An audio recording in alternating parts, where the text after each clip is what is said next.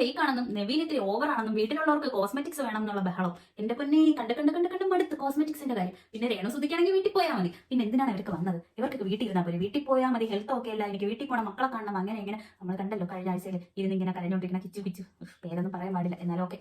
അപ്പോൾ ഇങ്ങനെ എന്താണ് ഇവർക്കൊക്കെ വീട്ടിൽ ഇരുന്നാൽ പോരെ, പിന്നെ എന്തിനാണ് നമ്മളെ ബുദ്ധിമുട്ടിപ്പിക്കാൻ വേണ്ടി ഇങ്ങോട്ട് വന്നത്? ഇന്ന് ബിഗ് ബോസ് നിർത്തിയോ ഇല്ലയോ, താൽക്കാലികമായി നിർത്തിയതായിട്ട് പ്രമോ വന്നു, എന്താണ് സംഭവം എന്നൊക്കെയുള്ള ഭയങ്കര ക്യൂരിയോസിറ്റിയിലായിരിക്കും നിങ്ങൾ എല്ലാവരും. നിങ്ങളെ പോലെ തന്നെ ഞാനും ക്യൂരിയോസിറ്റിയിലാണ്, എന്താണെന്ന് നമുക്ക് കാണാം. പിന്നെ ഇന്ന് ഒരുപാട് സംഭവങ്ങൾ നടന്നിട്ടുണ്ട്. അതിൽ പ്രധാനമാണ് ബിഗ് ബോസ് താൽക്കാലികമായി നിർത്തിവെച്ചു. പിന്നെ അടുത്തതെന്ന് വെച്ച് കഴിഞ്ഞാൽ എന്താണ് എല്ലാവരും, അതായത് ഹൗസിലെ ഒരാളൊഴികെ ബാക്കി എല്ലാവരും എവിക്ഷനിൽ വന്നിട്ടുണ്ട്. അതെങ്ങനെയാണെന്നും എന്താണ് കാര്യമെന്നും നമുക്ക് ബാക്കി കാണാം. ഇതിൽ വരാത്ത ആരായിരിക്കും, ആരാണ് ആ ഒരാൾ? എന്തായാലും നമുക്ക് കാണാം, വീഡിയോ കണ്ടിട്ട് ബാക്കി. എപ്പിസോഡിന്റെ ആദ്യം തന്നെ നമുക്ക് കാണാൻ കഴിയുന്നത് കണ്ടസ്റ്റൻസ് എല്ലാം നീല നിറത്തിലുള്ള ഒരു വിങ്സ് ഇട്ടിട്ട് അങ്ങോട്ടും ഇങ്ങോട്ടും തേരാപാര നടക്കുന്നതാണ് നമ്മൾ കാണുന്നത്. അപ്പൊ അതെന്താണ് സംഭവം, എങ്ങനെയാണ്, അതായത് ടാസ്കോ പ്രത്യേകിച്ച് ഒന്നും ആദ്യമായിട്ട് ഒന്നും കാണിച്ചില്ലല്ലോ എന്നൊക്കെയാണ് ആലോചിച്ചത്. അപ്പൊ ഞാൻ ആദ്യം എന്ത് ചെയ്ത് എപ്പിസോഡ് കണ്ടു തുടങ്ങിയപ്പോൾ ഞാൻ വിചാരിച്ചാൽ ഇതിന് മുന്നേ ഇനി വേറെ എന്തെങ്കിലും ഉണ്ടോ എന്നിങ്ങനെ സംശയിച്ചു. കാരണം ഈ വിങ്സ് കൊടുക്കുന്നതായിട്ട് ഒന്നും കാണിച്ചില്ല, അപ്പൊ എന്താണെന്ന് അറിയില്ലല്ലോ.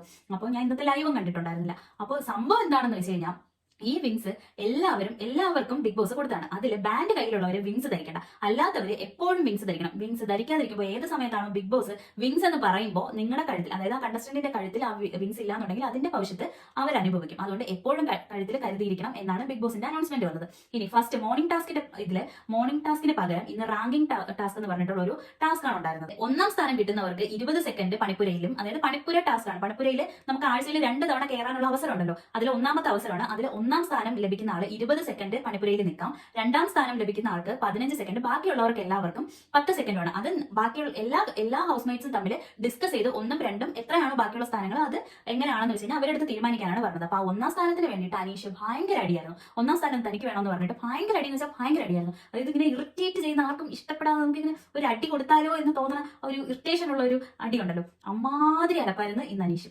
എന്നിട്ട് ക്യാപ്റ്റനായ ഷാനവാസ് തന്നെ ക്യാപ്റ്റൻ സ്ഥാനം എടുത്തില്ല. അതിന് മുന്നേ ഷാനവാസ് തന്നെ പറഞ്ഞു ആര്യനും നെവീനും 1ഉം 2 സ്ഥാനത്ത് പോട്ടെ. കാരണം അവരുടെ കയ്യിൽ ബാൻഡ് ഉണ്ട്. ബാൻഡ് ഉള്ളത് കാരണം അവർ രണ്ടുപേരും പോയി കഴിഞ്ഞാൽ ഉള്ള ബെനിഫിറ്റ് എന്ന് വെച്ച് കഴിഞ്ഞാൽ അവർക്ക് അവരുടേതായ സാധനങ്ങൾ എടുക്കില്ല.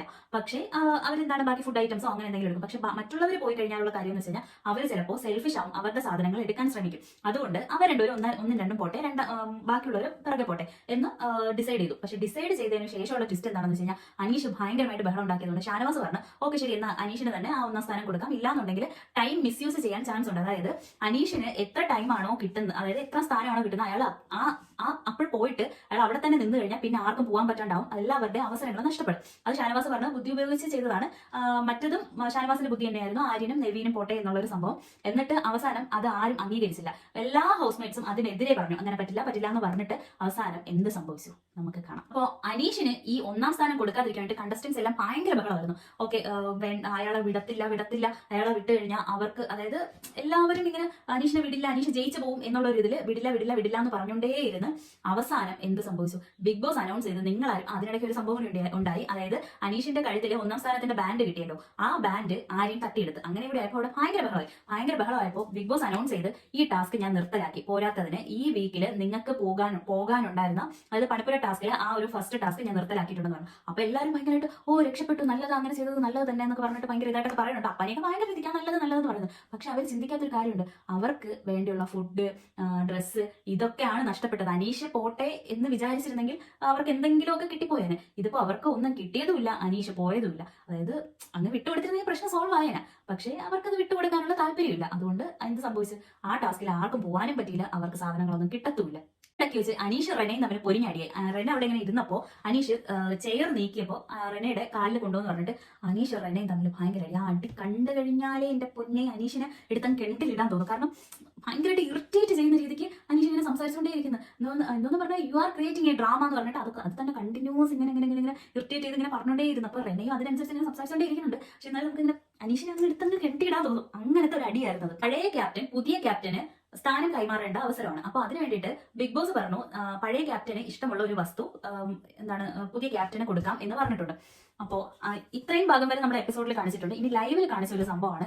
അതായത് അനീഷിനോട് ഇങ്ങനെ ബിഗ് ബോസ് പറഞ്ഞപ്പോൾ അനീഷ് ചെന്നിട്ട് ഇങ്ങനെ ബെഡ്റൂമിലൊക്കെ ചെന്നിട്ടോ എനിക്ക് കൊടുക്കാൻ എൻ്റെ കയ്യിൽ ഒന്നും ഇല്ലല്ലോ, ഞാൻ എല്ലാം യൂസ് ചെയ്ത സാധനങ്ങളേ ഉള്ളൂ, ഇന്നർവേഴ്സ്, ഡ്രസ്സ്, ഷർട്ട് ഇതെല്ലാം ഞാൻ യൂസ് ചെയ്തിട്ട് ഇട്ടേക്കുന്നതാണ്, അപ്പോൾ അതൊന്നും കൊടുക്കാൻ പറ്റില്ലല്ലോ, എൻ്റെ ഇത് മാത്രമല്ലേ ഉള്ളൂ എന്നിങ്ങനെ കൺഫ്യൂഷൻ അടിച്ച് നിൽക്കുന്ന ഒരു സിറ്റുവേഷൻ. എന്നിട്ട് അവസാനം പുതിയൊരു ചീപ്പ്, അതായത് കോമ്പ് മാത്രമേ പുള്ളിക്കാരൻ്റെ അവരുടെ കയ്യിൽ ഉണ്ടായിരുന്നുള്ളൂ. അപ്പോൾ ആ കോമ്പ് കൊണ്ടുവന്ന് എന്താണ് ഭയങ്കര സ്നേഹത്തോടെ ഞാൻ തരുന്നതാണ്, നിങ്ങൾ എപ്പോഴും സുന്ദരനായിരിക്കട്ടെ എന്ന് പറഞ്ഞും കൊണ്ട് ഷാനവാസിന്റെ കയ്യിൽ കൊടുക്കുന്നു. അപ്പോൾ ആ ഒരു ബെഡ്റൂമിൽ വെച്ച് ഇങ്ങനെ അയാൾ സ്വയം ഇങ്ങനെ എന്ത് ഞാൻ കൊടുക്കും അങ്ങനെ എന്ന് വെച്ചാൽ ഞാൻ ഉപയോഗിച്ചതല്ലാതെ നല്ലത് എന്തെങ്കിലും കൊടുക്കണം എന്ന് ചിന്തിച്ച് നിന്ന ആ ഒരു ടൈമിൽ നമുക്ക് ഓക്കെ അനീഷ് അങ്ങനെ നമുക്ക് എന്തോ ഒരു ഇമോഷണലി ഒരു നല്ലതായിട്ട് തോന്നി.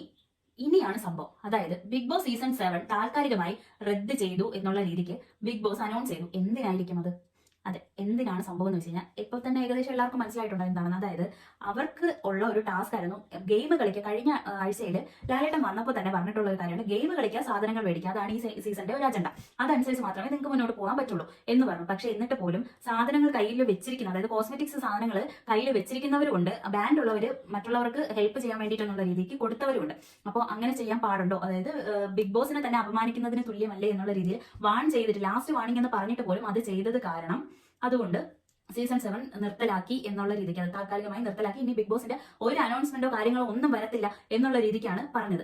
പക്ഷേ ഇത് എല്ലാവരും കൂടി ചർച്ച ചെയ്ത് അങ്ങനെ എന്തെങ്കിലും ആരുടെങ്കിലും കയ്യിൽ ഉണ്ടെങ്കിൽ അത് തിരിച്ചു കൊടുക്കുക എന്നുള്ള രീതിക്ക് റെഡിയാക്കി ക്യാപ്റ്റൻ തന്നെ ബിഗ് ബോസിനോട് സംസാരിച്ചു കഴിഞ്ഞാൽ അത് ഓക്കെ ആവും എന്ന് പറഞ്ഞിട്ടുണ്ട്. അപ്പോൾ അതിനിടയ്ക്ക് വെച്ച് ഒരു ടോക്ക് നടക്കുന്നുണ്ട്. ജിസൈലിന്റെ കയ്യിൽ കൺസീലർ ഉണ്ടെന്ന് ബിന്നി പറഞ്ഞു. കൺസീലർ കയ്യിൽ വെച്ചിട്ടുണ്ട്, അത് യൂസ് ചെയ്യുന്നുണ്ടെന്ന് പറഞ്ഞു. പക്ഷേ ജിസൈൽ ഇല്ല എന്നൊക്കെ പറയുന്നുണ്ട്. പക്ഷെ ഉള്ളതായിട്ട് തോന്നുന്നുണ്ട്. എന്തായാലും അത് ലാലേട്ടൻ വരുന്ന എപ്പിസോഡിൽ നമുക്ക് കാണാൻ പറ്റും.